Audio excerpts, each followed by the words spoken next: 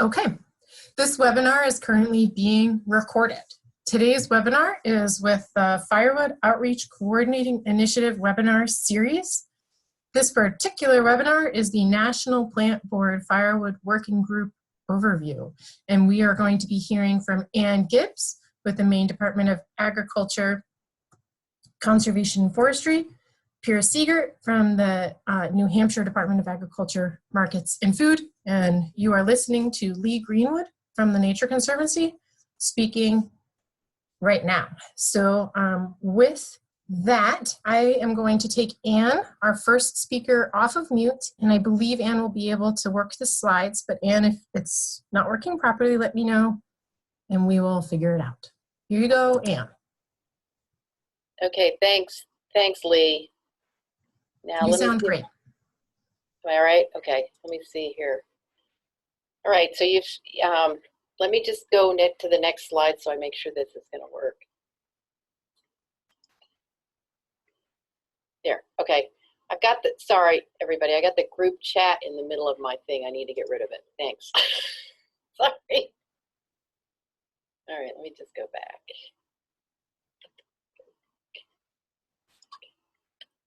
Ah!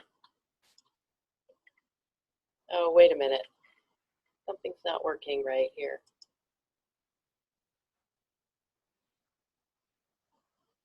Sorry.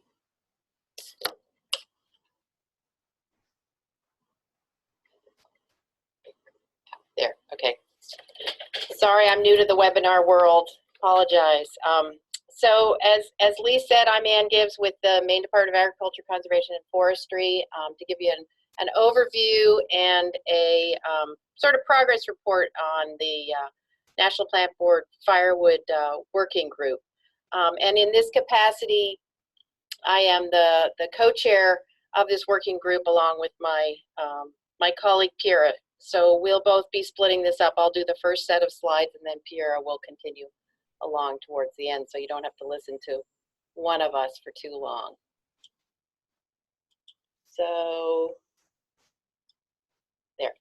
So just to give you a little bit of a background, I think some of this is fairly obvious to most of you, but just for information, sorry, what is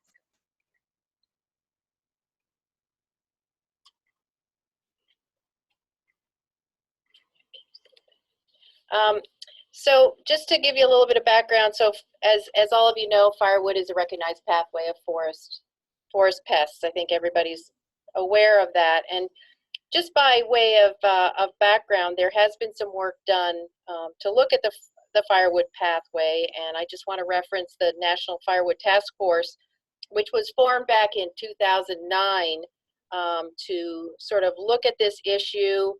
It was a group that was involved mainly federal and state agencies involved with forest pests and sort of firewood in general. And that group was formed and basically came out with some recommendations about how to move forward in the future. And I referenced that work because it was a lot of hard work to put that information together, and we've utilized some of that in the efforts that we're going forward with for the National Plant Board effort right now. So I just want to say that I think that, you know, past work can be referenced and utilized going forward. So what was determined by states was that USDA had, you know, their federal EAB quarantine in many states, especially states that were in the quarantine, were finding that this avenue or this quarantine was helping to provide regulation for the firewood pathway. Recently, the USDA has proposed to deregulate EAB, and that has led to states, you know, expressing some concern about what would happen to overseeing limited opportunities for dealing with the firewood pathway or the interstate movement of firewood. So that was sort of some of the background as to where we are now. So with the potential deregulation of EAB in 2017, APHIS approached the National Plant Board membership about looking at interstate firewood movement and how this would affect the states with the absence of the EAB regulation if that were to go forward. And we looked at a number of different sort of options of how the plant board could help with this issue. And going forward, we had lots of discussion and conversation about what was doable, what was not. The membership of the plant board basically determined that we would work towards developing a template for firewood quarantines that states could use and sort of pick the pieces that seemed to work well with states that were already regulating firewood and sort of have that available. And then also develop a toolkit of other methods that states could employ to deal with firewood, not just from a regulatory standpoint, provide some other options. So in 2018, we formed a work group of National Plant Board members, and basically we've been having conference calls, and we're hoping to have sort of a final product by the end of 2019, as long as everything goes as planned. But that's the plan. Whoops, sorry. So as all of you know, if there were no challenges to dealing with firewood, I think the problem would have been solved a long, long time ago. I suspect there's a number of you all who are on this call who've been working with firewood and can echo what I've just said. I think some of the challenges that we deal with, states obviously have varying authorities to implement firewood regulations, so it's very difficult to try to get something that works for all states. Often regulations occur in different agencies across states. There's different sorts of definitions. There's different other issues that come up. So that's one of the challenges. States obviously have varying resources and enforcement capabilities. Firewood is a very difficult, pathway resource to deal with because there's really no sort of commodity group that deals with firewood. There's no sort of central location. It's very much, sort of a public issue and very much lots of people involved. Firewood usage and availability varies among states. In some states, it's really just dealing with sort of packages of firewood sold at retail outlets, whereas others of us have to deal with loose cords of truckloads of firewood. So there's just lots of different issues that come up, and firewood is not always best addressed through regulation. It's very hard to track every person and make sure that they're doing what needs to be done. I mean, it's truly an effort that needs where behavior change needs to occur, and that's often very, very difficult.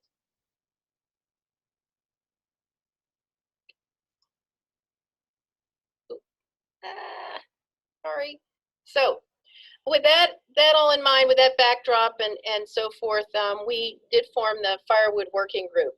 And basically our charge was to develop sort of a framework of activities for states to help prevent the movement of pests on firewood. We basically were charged with developing resources that states could use or not to deal with firewood. And basically, we wanted to utilize a lot of the great work that had already been done and also the expertise that we have around the state. Lots of states have had a lot of experience dealing with firewood and sort of learn, what worked, what didn't work, and let's just pull the best stuff together, if you will. So basically, we wanted to put together resources for states that would suggest best practices for states focusing on regulation, as I mentioned, sort of developing a template, best management practices, and outreach strategies. A lot of great outreach has been done. Don't Move Firewood is a great example of that. And so let's find out what works and what doesn't work. So we're basically making information available to states to promote and enable, but not require a more unified approach to the firewood pathway. So utilizing a lot of existing information and making it available.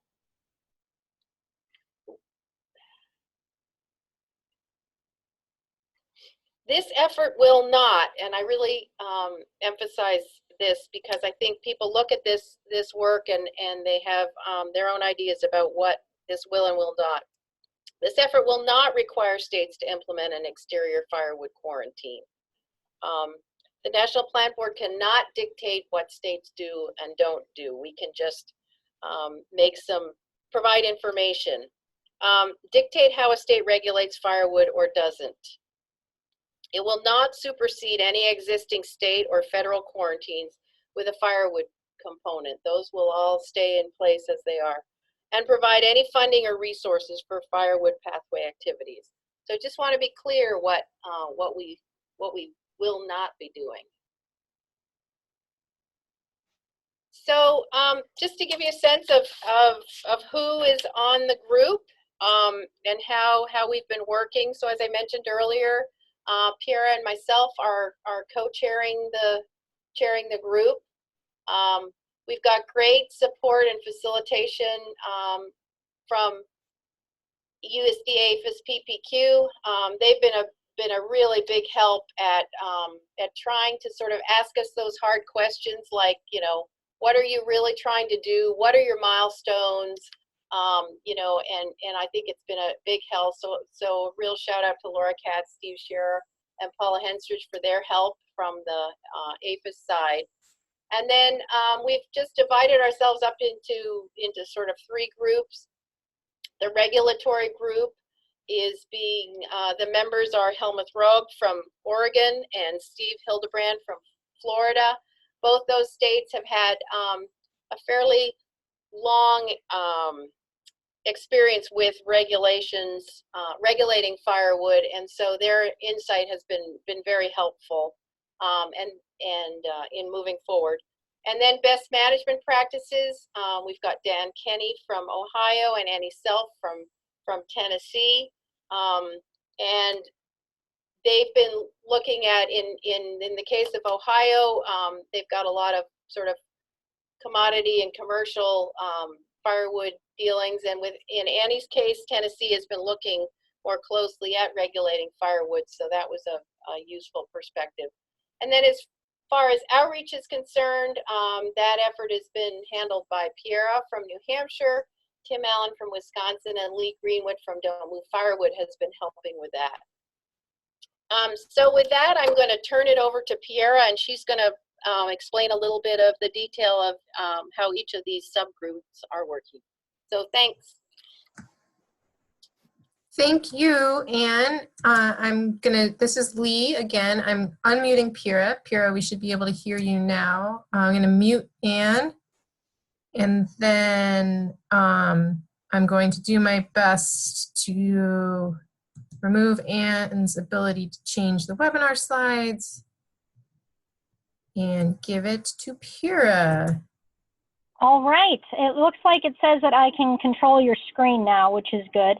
So I was just going to provide a little bit more information on the regulatory group. Well, that is strange, I didn't click anything. That's because every time I touch my computer, it moves the slide, and I'm so sorry. I won't touch it again. Okay, let me see if I can, okay. Whoop. Okay. I will try to avoid touching my computer too, except for when I need to. So I just wanted to provide a little bit more information on the goals for the regulatory group, the goals for the best management practices group, and the goals for the outreach group, where we stand with things. I also want to tell you a little bit about a survey that National Plant Board members filled out about certification of heat-treated firewood. So the regulatory group, their goal was to develop a template that states can use to build a firewood regulation. So the process and the way that they're going to address this goal is they started by reviewing the Don't Move Firewood website for information as to which states have existing firewood regulations. Then they looked at the states that had existing firewood regulations, looked for the links to the actual referenced regulations, and they read and reviewed those regulations And we're compiling some information to see where there were consistencies, to see where there were differences. They were looking at the definition of firewood, which does vary a little from state to state, what specific quarantine restrictions existed, whether or not there were labeling standards for firewood, as well as information on accepted treatments for firewood, heat treatment, or some states reference fumigation or other treatments.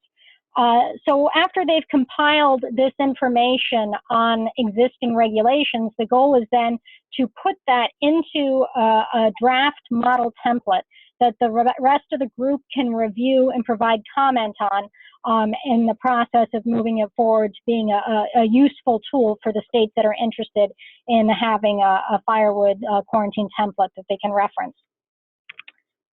Okay, I successfully moved to the next slide. That was good.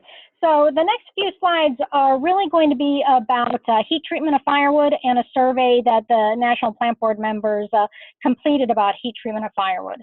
So part of firewood regulations relates to certification of heat-treated firewood. Heat-treated firewood is a value-added product, and it comes with a reduced pest risk. Some states in their firewood quarantines reference specific requirements for heat-treated firewood that is to be moved into their state. There are basically currently 3 standards that are commonly referenced for heat-treated firewood.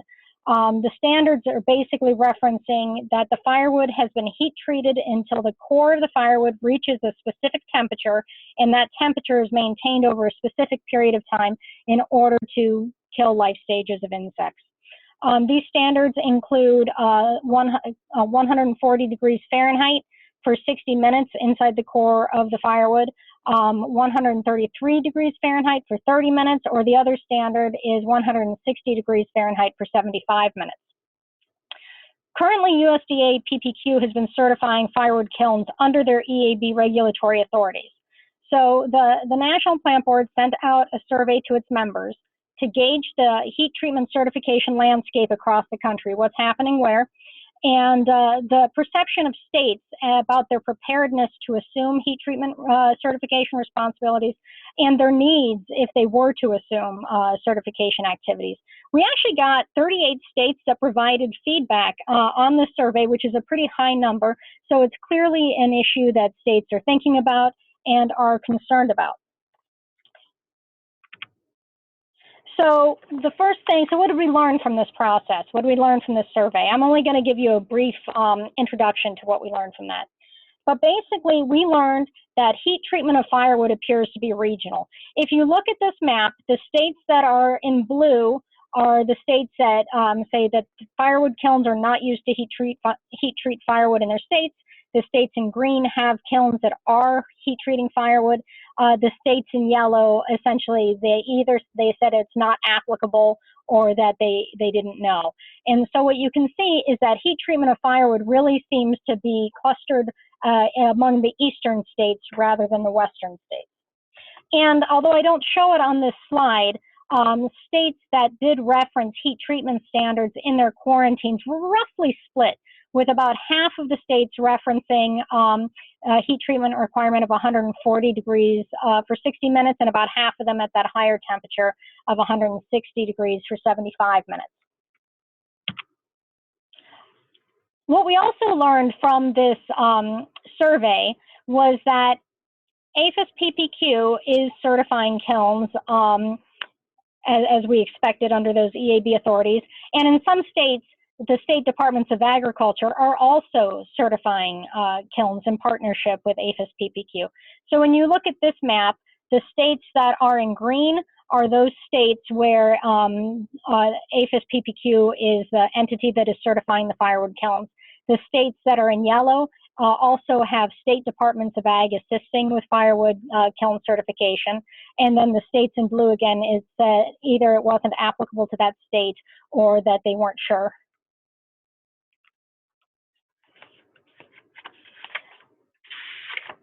So a majority of the states actually indicated that they are not able to assume kiln certification activities from APHIS.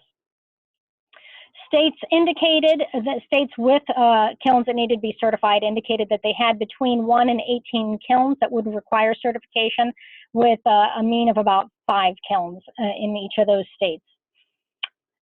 States expressed a need for assistance from APHIS, including about 60 states said that they would need training in order to be able to certify kilns. About a same proportion of the states said that they lacked the equipment or the monitoring probes necessary to calibrate kilns. Some states in an open comment section of that survey indicated that their states had not in the past supported their purchase of the monitoring probes, and about 30% of the states indicated that they would need personnel in order to assume the responsibility for certifying firewood kilns. This is important, and this need for resources in order to facilitate the interstate trade in heat-treated firewood is an important consideration when a state is considering a regulatory approach to firewood. And I think it's an area where there should be some ongoing discussion. If we kind of move away from the regulatory approach, we're going to talk next about best management practices. So the goal for the group that's looking at best management practices is really looking at recommendations to reduce the risk of moving pests in firewood used for home heating purposes. This is an important distinction because there tends to be a little bit of a gray area between the difference between best management practices and the difference between outreach. And the distinction that we've drawn is that best management practices are really about commercial firewood for home heating purposes, whereas outreach is really addressing that recreational transport of firewood by campers. So best management practices are processes and behaviors that producers and consumers could adopt to reduce but not necessarily eliminate the pest risk for firewood. If you're looking to eliminate the pest risk, you're really looking at a certification program, which would be under a regulatory program, whereas best management practices are reducing that risk. What are things that people can do to reduce the risk? So the approach of this group was to review and summarize some published best management practices from states, from research groups, and Canada recently published some best management practices. And the goal is to produce documents that describe these best management practices that are targeted at specific audience, such as large firewood vendors, local firewood vendors, consumers of home heating firewood, etc. And so they've started putting together some of those best management practices, started developing some of those documents, which would then be reviewed by the larger group for comment and to develop as part of the toolkit. The next section I'm going to talk about is the outreach techniques, and this was a group that Lee was helping with, as well as Tim Allen from Wisconsin. We met several times by conference call on this, and the goal for the outreach group was to provide tools for states to impact firewood transportation behaviors by recreational firewood users like campers and outdoor enthusiasts. We were going to develop recommendations for states on effective outreach strategies, as well as develop a simple toolkit that states could use in order to assist in their own outreach efforts. Our approach here was to not reinvent the wheel. We wanted to build on existing outreach and existing programs and simply provide guidance to states to help them streamline their firewood outreach messaging. We were going to start simple and then build out. So we're putting together a toolkit, and we have developed several guidance documents that we're looking for the rest of the group to review and let us know where we still need to develop additional information. But basically, we start with the most basic effort. And the most basic effort that a state can take is to develop a core outreach statement. And so we have a document that says, that recommends developing a core outreach statement that has 2 key concepts in it. And then working with partners within the state to have a broader adoption of that core outreach statement and to reach consensus on the statement. Then to utilize that simple statement on all relevant web pages. And the idea here is to make sure that regardless of the entry of the camper or the outdoor enthusiast into the state, whether it's through the Department of Agriculture, whether it's through Fish and Game, whether it's through forest health protection, that the same message is repeated in a number of places, that it should be a web page with state authority, that there's the same message, that, and there are multiple paths of entry to get to that message. Step 4 was to establish a state-based firewood pathway web page from an existing website. So we're not recommending that states develop a new website, but just develop a firewood pathway web page that is attached to a website. The firewood pathway web page should be about the firewood pathway and not a one pest or another, but the whole pathway. It should include the core message. It should include simplified language about any regulations which are in place, recommended best management practices for moving firewood within the state, a risk statement, and 1 or 2 outreach materials that would be available from the web page. Step 5 was to have all of the partners that you developed in step 2 linked to that web page, so that all of the information and all of the searching for information by the consumer goes directly feeds into the same site, so that everybody is getting the same information. And then step 6 is blithely everything else. Everything else after you've developed the core message and gotten consensus within the state and put the message out there is everything else. And we have actually developed some guidance on what is everything else. So basically, we wanted to provide information on target messaging for specific audiences. And that Firewood Task Force document that Anne referenced at the beginning, it actually contains a pretty good list of targeted audiences and the messages that can get to them. So rather than recreate the wheel, we're going to use this list as developed, and we're going to reference it in our outreach toolkit that we're developing. The group has also drafted a document that discusses when to target campers and how to spend outreach dollars to maximize your impact on decisions to transport firewood. How can you get the message about firewood transportation to the recreational user of firewood when they're thinking about moving the firewood? What are the different entry points into where that outreach can be effectively deployed? We also are going to refer states to the Don't Move Firewood library of outreach items in order to encourage consistency of messaging between states. So that's something we don't have to develop. It already exists. We just want to make sure that it's utilized. And we've also drafted a document that suggests that states develop and manage an online list of firewood vendors. This can help campers find firewood that is locally sourced rather than transporting it, which if they know they have options for local firewood, that may assist them to make what they know is the right choice. Right now, that document is referencing Firewood Scout and how to manage an online list of firewood vendors through Firewood Scout. It's referencing Firewood Scout because currently that's the only nationwide site that provides this service. We don't say you have to use Firewood Scout if you have a state-based vendor list. You could certainly use that, and the concepts that are in the document would also transfer to something that wasn't Firewood Scout. We just promote Firewood Scout through that a little bit because it's the only one that's nationwide at the moment. So that was a quick run through on the goals of the National Plant Board's Firewood Working Group, and certainly we should be available to answer any questions. Thank you. Thanks, Pyrrha. That was excellent. I'll leave this slide up in case anybody needs to copy down a name or an email.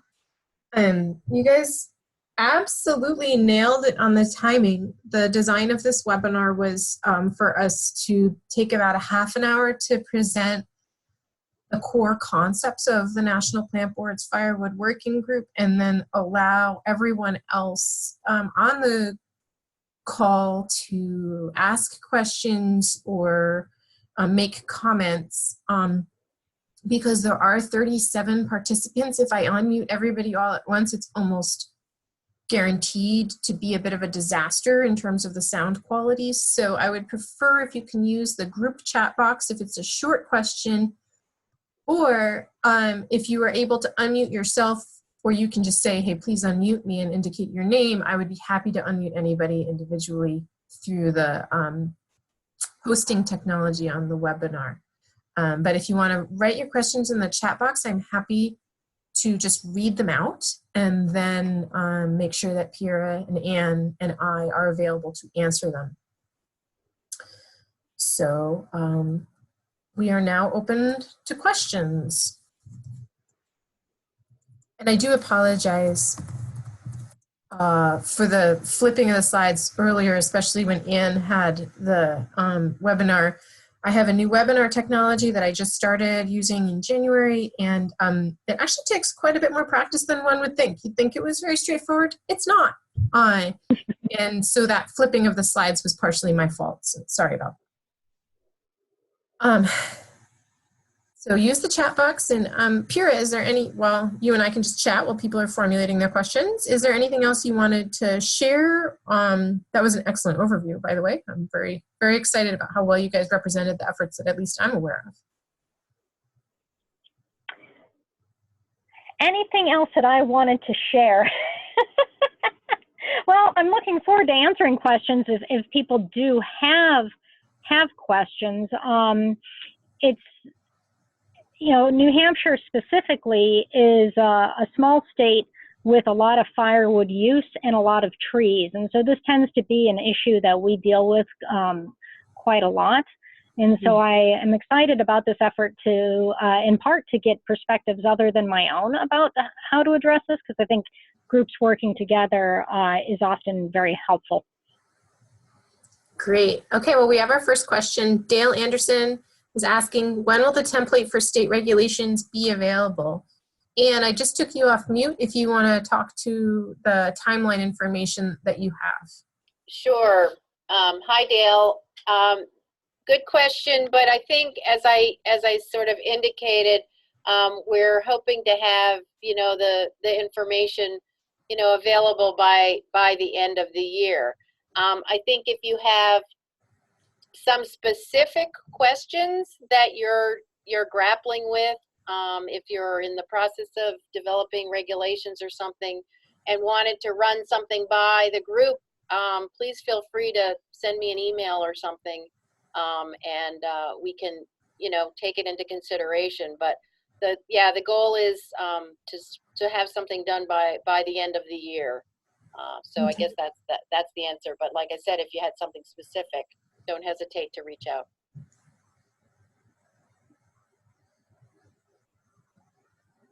Great. I also will add that I'm aware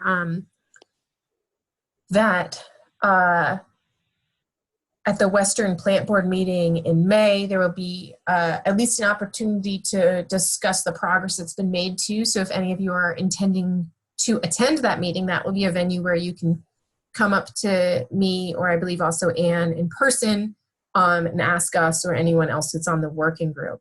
All right, we got some new questions from Rhonda. Can Anne or Pira please, oh dear, sorry. Can Anne or Pira please elaborate on the Firewood Pathway webpage from existing state website idea? So Pira, that's one that I think you've worked on a lot.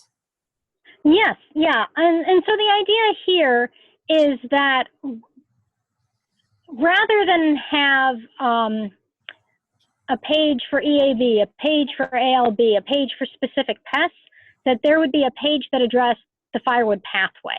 Now, I know that through our CAP surveys, you know, in New Hampshire, we look for about 30 different pests that we've identified that could be moved in firewood. So it's taking this beyond a specific pest response to the firewood pathway response. And the idea is you would just have a page off of an existing state website that would address the firewood pathway, that would have a brief statement of what the risk is associated with the transportation of firewood, and that core statement that the states would be developing, that it would give the person who is moving firewood recreationally some steps that are actually achievable steps that they can take in order to reduce their risk of transporting pests. Using locally sourced firewood or certified heat-treated firewood in states where that's available would be simple steps that are achievable for the consumer to take. So referencing what simple steps could be. If there are regulations in place, specifically what those regulations are. Maybe a couple of easy outreach items that could be printed by either the consumer, or if you have a group like Master Gardeners that are going to be talking about firewood, that they could print up some very simple outreach items that would be available from the page.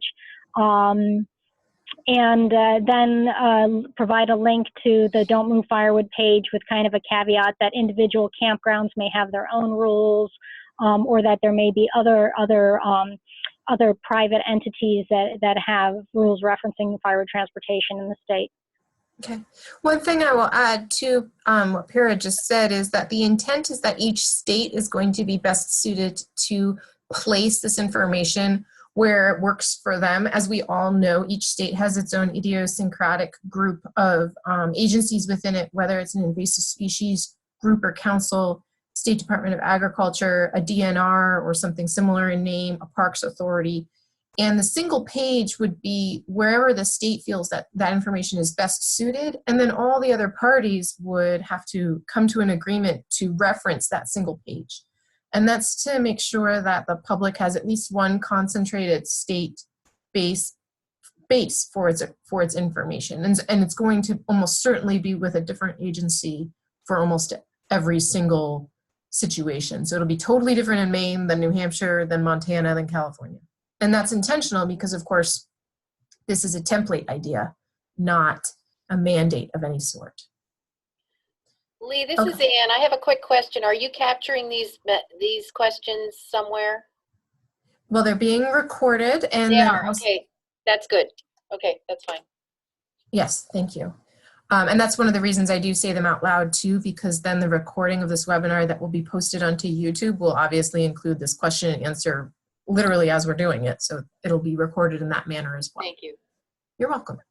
So Kimberly says, is there a timeline on when USDA will make a final decision on the federal EAB regulations? It seems like we need a plan for how we are going to allow and support certification of kilns now certified by USDA PPQ. Will USDA maintain this authority?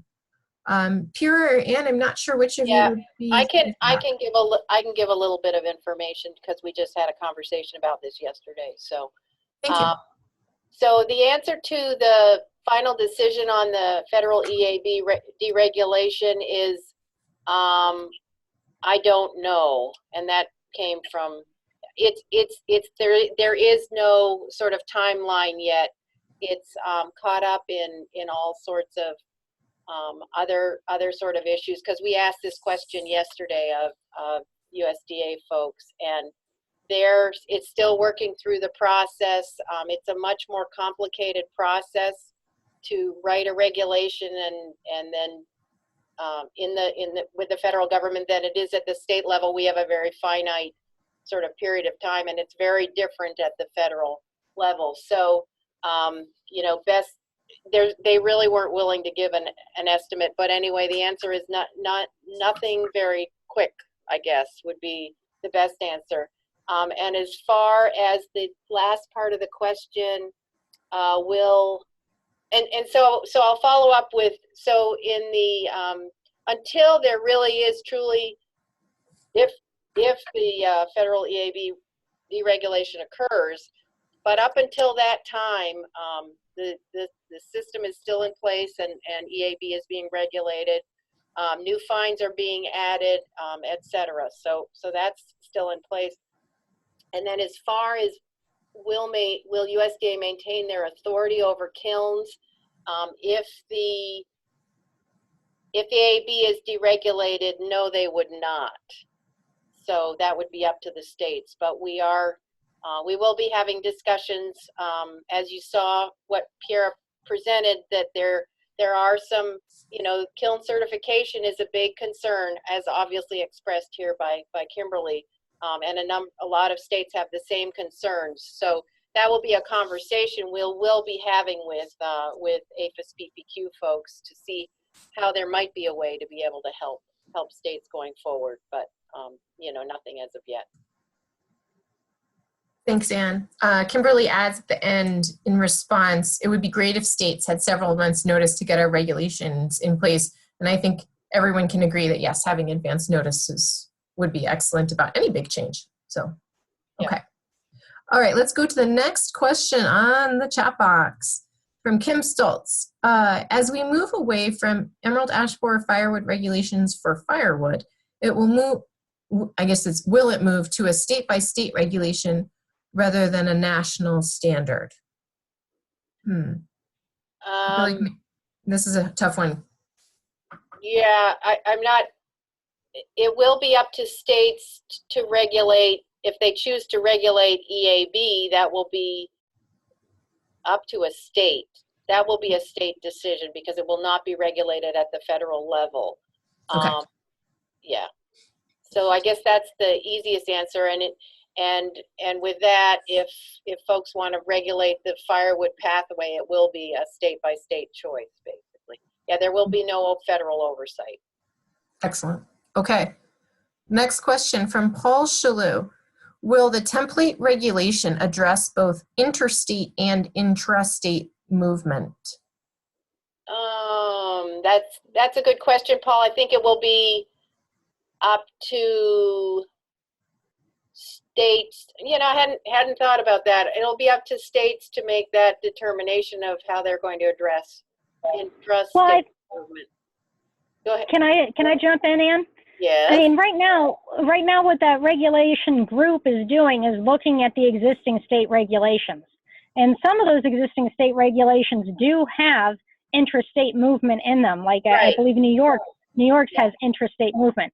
And so if they're starting with that by looking at what the states are recommending, then I would think that there could be a template that would address intrastate movement, but that it's just a template. So not every state will need to necessarily adapt everything that's within that template.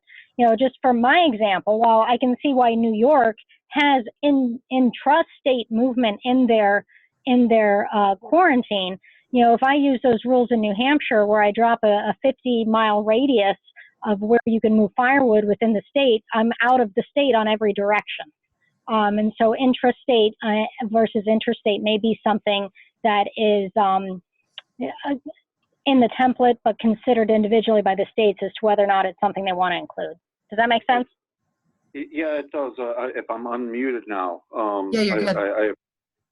I appreciate the explanation of the thinking of the group, because my experience with firewood has been that a lot of the really high-risk stuff, the stuff moved, sold by, say, tree care companies that do firewood as a side business from the wood they harvest from customers and that kind of stuff, tends to move very locally, in other words, intrastate. But there is also an interstate movement. So just an external quarantine for some of the more geographically large states probably would not address the whole problem. But on the other hand, as you point out, Pierre, some of the more geographically, smaller states like yours, or say, the Western Maryland, where at its narrowest point it's only just several miles wide, that would make no sense whatsoever.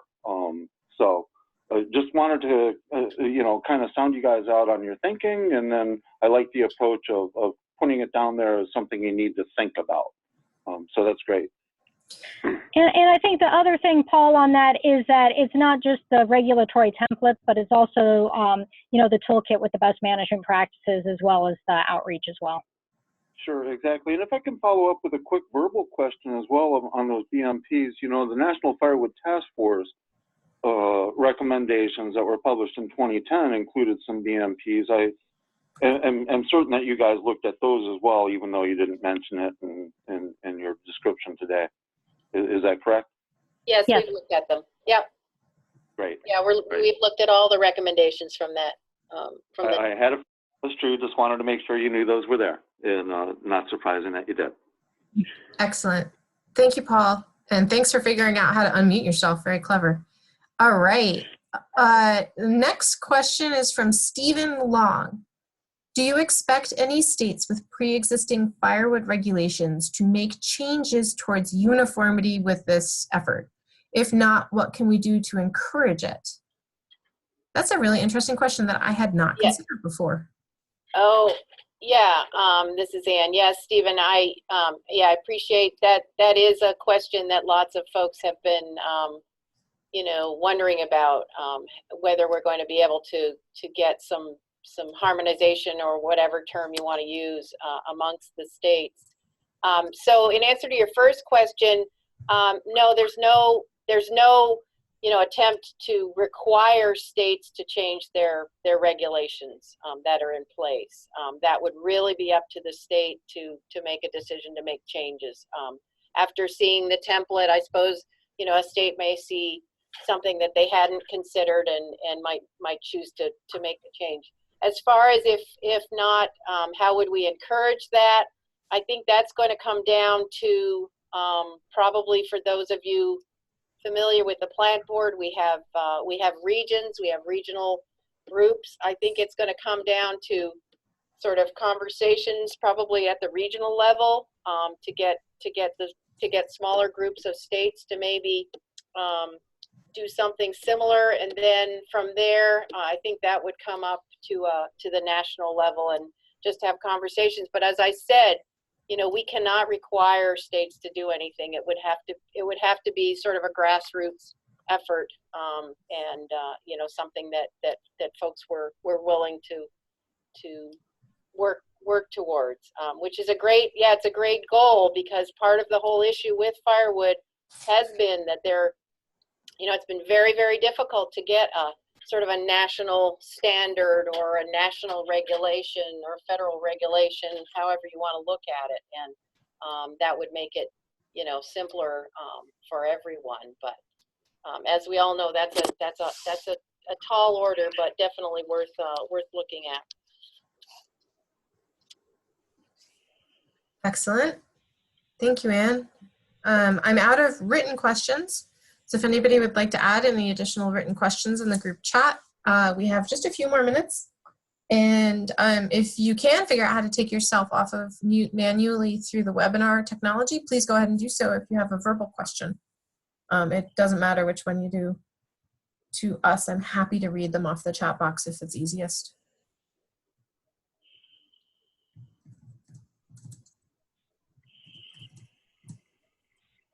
And just for anybody that joined us late, I'll remind all that this is being recorded. All the FOSI webinars that are successfully recorded by the technology, I try to post them all onto the Don't Move Firewood YouTube channel just for simplicity within a few business days.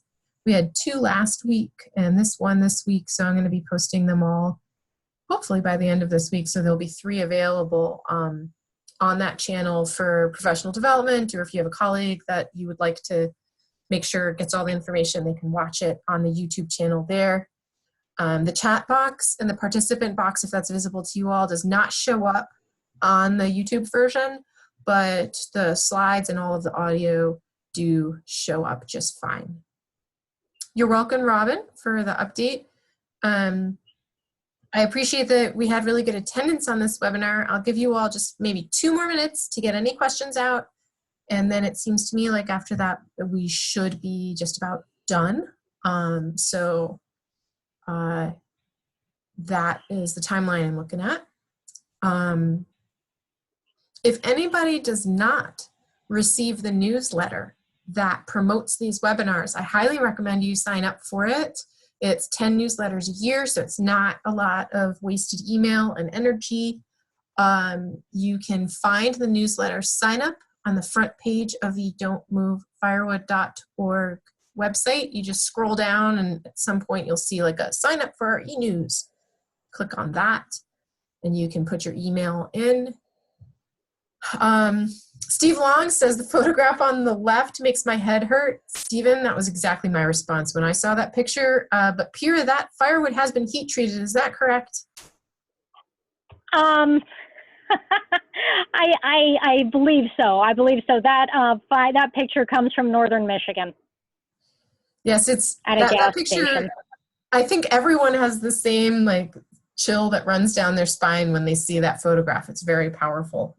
So thank you for making sure that we had to stare at it for the entire question section. I hadn't even thought about it. Oh, it's terrifying. Okay, well, I don't see any other questions. Please feel free to email Anne or Pira directly. Their email is right on the screen in front of you. Have a great rest of your afternoon, and thank you so much for participating. Yep, thanks everybody. Thank you.